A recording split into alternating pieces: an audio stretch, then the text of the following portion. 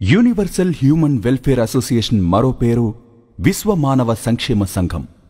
ఈ సంస్థ యొక్క ప్రధాన ఉద్దేశం మన దేశాన్ని మనమే బాగుపరుచుకోవాలి. ఆ మాటకొస్తే ఈ విశ్వాన్ని కూడా మనమే బాగుపరుచుకోవాలి. అందరూ సుఖ సంతోషాలతో ఆనందంగా ఆరోగ్యంగా జీవించాలి.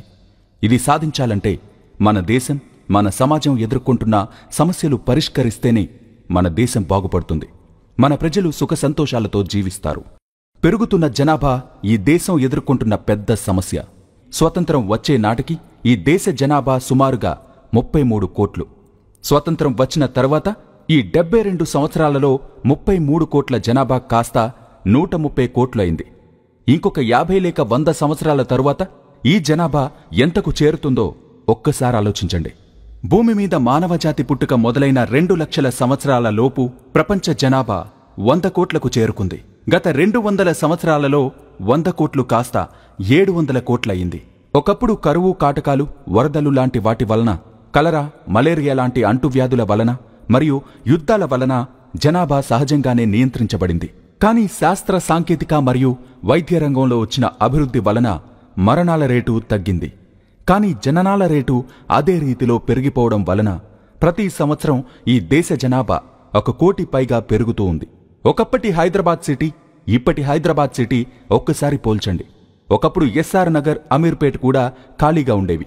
ఈరోజు ఇటువైపు పటాన్ చెరువు దాటి సంగారెడ్డి వరకు వెళ్లిపోయింది. అటువైపు దిల్షుక్ నగర్, హయత్ నగర్ కూడా దాటిపోయింది. జనాభా పెరిగినందువలన పంట పొలాలన్నీ కూడా నివాస ప్రాంతాల కింద, పారిశ్రామిక ప్రాంతాల క్రింద మారిపోయాయి. నగరాలు అంతులేకుండా పెరిగిపోతున్నాయి.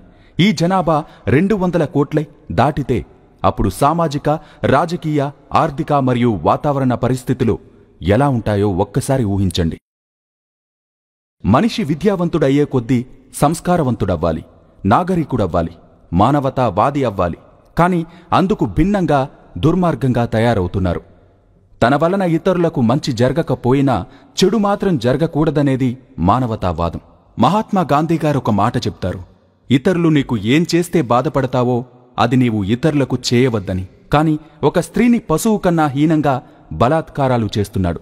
ముసలివారు, పసిపిల్లలు, మధ్య వయస్కులు అనే భేదం లేకుండా, వయసు తారతమ్యం లేకుండా స్త్రీలపై అత్యాచారాలు చేస్తున్నాడు.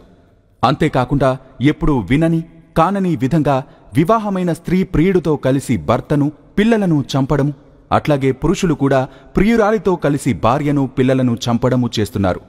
ఇదేమి సంస్కృతో అర్థం కావడం లేదు. ఇలా చంపుకోవడం కోసమైతే వివాహమెందుకో అర్థం కావడం లేదు. ఈ విష సంస్కృతి రోజురోజుకు పెరిగిపోతూ ఉంది. మేధావులందరూ కూడా ఈ సమస్యకు పరిష్కారం కనుక్కోకపోతే సమాజంలో అరాచకం ప్రబలే ప్రమాదముంది. వాతావరణం చాలా విపరీతమైన మార్పులు చెందుతూ ఉంది. 1901లో భారతదేశంలో గరిష్ట ఉష్ణోగ్రత 28.96 సెల్సియస్ డిగ్రీలు, 1921లో 28, 1931లో 29.5, 1941లో 29, 1951లో 29 మరియు 1931 నుంచి 1951 మధ్య కాలంలో గరిష్ట ఉష్ణోగ్రత 29 సెల్సియస్ డిగ్రీలు, 1995లో కూడా గరిష్ట ఉష్ణోగ్రత 30 డిగ్రీలు. కానీ గడిచిన 15-20 సంవత్సరాలలో ఉష్ణోగ్రత 48 డిగ్రీలకు చేరింది. ఇంకొక 50-100 సంవత్సరాల తరువాత ఎంతకు చేరుతుందో ఒక్కసారి ఆలోచించండి. ఇప్పుడు కువైట్లో ఉష్ణోగ్రత 63 డిగ్రీలకు చేరింది. ఇంకొక 50-100 సంవత్సరాల తరువాత 70 డిగ్రీలకు చేరినా ఆశ్చర్యపడనక్కర్లేదేమో అనిపిస్తోంది. ఇలాగే ఉష్ణోగ్రత పెరుగుతూ పోతే అసలు మానవజాతి భూమి మీద ఉంటుందా? మేధావులందరూ కూడా లోతుగా విశ్లేషణ చేసి, పరిశోధనలు చేసి ఈ వాతావరణ కాలుష్యానికి పరిష్కారాలు కనుక్కోకపోతే మానవ జాతే ఈ భూమి మీద ఉండదు. బ్రతికి ఉన్నా కూడా అంటువ్యాధులు, చర్మ వ్యాధులు, గుండె సంబంధిత బాధలు, మరెన్నో బాధలతో నరకయాతన పడవలసి వస్తుందేమో ఒక్కసారి ఆలోచించండి. ఈ వాతావరణ సమస్యకు మేధావులే పరిష్కారం కనుక్కోవాలి. సాధారణ మానవుడిగా మనము చేయవలసిందల్లా చెట్లు నాటడం, కాలుష్యకారక పరిశ్రమలు మూసివేయడం, వీలున్నంతవరకు పబ్లిక్ ట్రాన్స్పోర్ట్ వాడడం లాంటివి చేస్తే కొంతవరకైనా కాలుష్యాన్ని తగ్గించగలమేమో. ఇది అమెరికాలోని డెట్రాయిట్ సరస్సు. ఈ సరస్సుకు ఒకవైపు అమెరికా, ఇంకోవైపు కెనడా ఉంటుంది. ఒక్కసారి ఈ సరస్సును చూడండి. ఎక్కడైనా ఒక్క కాగితపు ముక్కగాని, చెత్తగాని కనిపిస్తుందా? ఈ సరస్సులోని నీరు ఎంత పారదర్శకంగా, స్వచ్ఛంగా ఉందో చూడండి. ఇది మన మూసీ నది. ఎంత దుర్గంధంగా, చెత్తగా ఉందో చూడండి. ఒక్కసారి హైదరాబాదులో బహిరంగ ప్రదేశాల్లో చెత్త ఎలా ఉందో చూడండి. ఎక్కడికక్కడ చెత్త చెదారం, రసాయనిక పదార్థాలను చెరువులలో, నదులలో, కాలువలలో, డ్రైనేజీల్లో, బహిరంగ ప్రదేశాల్లో వేస్తుంటాం. నగరం ఎంత దుర్గంధభరితంగా ఉందో చూడండి. ప్రభుత్వాలు ఎంత చెప్పినప్పటికీ కూడా ప్రజల్లో మార్పు రావడం లేదు. ఎలా చెబితే ఈ ప్రజల్లో మార్పొస్తుందో అర్థం కావడం లేదు. భారతీయ వ్యవస్థకు మూలము వివాహ వ్యవస్థ మరియు కుటుంబ వ్యవస్థ. వివాహ వ్యవస్థ ఎన్ని మార్పులు చెందుతుందో మనం చూస్తున్నాం. 30-40 సంవత్సరాల క్రితం వరకు విడాకులనేవి వినేవాళ్లమే కాదు.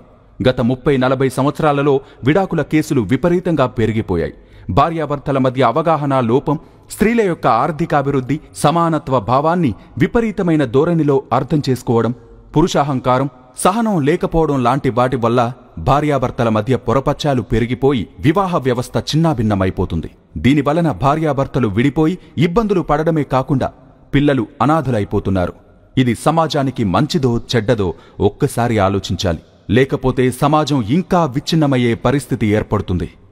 అట్లాగే కుటుంబ వ్యవస్థ కూడా చిన్నాభిన్నమైపోతుంది. పాత రోజుల్లో తల్లిదండ్రులను ఎవరో ఒకరు పిల్లలు సాకేవారు. ఉమ్మడి కుటుంబ వ్యవస్థ విచ్ఛిన్నమైపోయింది. అన్నదమ్ములు ఎవరికి వారే జీవనం సాగిస్తున్నారు. ఎవరికి వారే జీవనం సాగించడం తప్పో ఒప్పో పక్కన పెడితే తల్లిదండ్రులను అనాథలను చేస్తున్నారు. మన భారతీయ వ్యవస్థకు మూలమైన వివాహ వ్యవస్థను, కుటుంబ వ్యవస్థను కాపాడుకునే ప్రయత్నం చేయాలని మా భావన మరియు అభిప్రాయం. ప్రస్తుతం నిత్యం రహదారుల ప్రమాదాలు చూస్తున్నాం. అతివేగంగా నడపడం, హెల్మెట్, సీట్ బెల్ట్ లేకుండా నడపడం, తాగి నడపడం, నిద్రమత్తులో నడపడం, మొబైల్ మాట్లాడుతూ నడపడం, పక్కన కూర్చున్న వాళ్లతో మాట్లాడుతూ నడపడం, వర్షాకాలంలో డ్రైనేజీ మూతలు లేకపోవడం వలన, మరెన్నో కారణాల వలన రోడ్డు ప్రమాదాలు విపరీతంగా జరుగుతున్నాయి. ఎంతమంది మలుపు తిప్పేటప్పుడు సిగ్నల్ వేస్తున్నారో ఆలోచించాలి. ఇదేమీ డబ్బుతో కూడుకున్నది కాదు. చదువు లేనివారే కాకుండా చదువుకున్న వారు కూడా కనీస జాగ్రత్తలు తీసుకోవడం లేదు. మనకు తెలిసిన వాళ్లే ఎంతమంది రాంగ్ రూట్లో వస్తున్నారో చూడండి. హైవేల మీద ఆటోలో జనాలను కిక్కిరిసి కూర్చోబెట్టుకుని రోడ్ యాక్సిడెంట్స్కు గురి చేస్తున్నారు. ప్రభుత్వము, పోలీసు వారు ఎన్నో హెచ్చరికలు చేసినప్పటికీ ప్రజల్లో మార్పు రావడం లేదు. డ్రైవర్ అనాలోచిత చర్య వలన వాహనంలోని ఎంతో మంది ప్రయాణికులు ప్రమాదానికి గురవుతున్నారు. డ్రైవర్, ప్రయాణికులే కాకుండా ఒక్కోసారి పాదచారులు, రోడ్డు పక్కనున్నవారు కూడా చనిపోతున్నారు. ఎలా చేస్తే ప్రజల్లో మార్పొస్తుందో మనమందరం ఆలోచించాలి. విశ్వమానవ సంక్షేమ సంఘం యొక్క ప్రధాన ఉద్దేశం 2. మొదటిది, సమాజంలో సమస్యల మీద అవగాహన కల్పిస్తూ ప్రజలలో మానసిక చైతన్యం తీసుకురావడం. రెండవది, ప్రత్యక్షంగా కానీ పరోక్షంగా కానీ ఆర్థిక సహాయం చేయటం. ఆ దిశగానే వెంగళరావు నగర్, శ్రీరామ్ నగర్, యూసఫ్గూడ, బసవతారకం నగర్ ప్రాంతాలలోని గవర్నమెంట్ స్కూళ్లలో విద్యార్థులకి పుస్తకాలు ఇవ్వటము, యూనిఫామ్స్ ఇవ్వటం చేశాము. అట్లాగే డంబ్ అండ్ డెఫ్ కాలనీలో, యూసఫ్గూడలో, శ్యామలగుంట బస్తీలో దుప్పట్లు పంపిణీ చేశాము. వారందరికీ అవి ఇచ్చేటప్పుడు సమాజంలో ఉన్నత వర్గాల వారు ఎలా జీవిస్తున్నారు, మీరెలా జీవిస్తున్నారు, మీరు కూడా జాగ్రత్తలు తీసుకొని అభివృద్ధి చెందాలని చెప్తాము.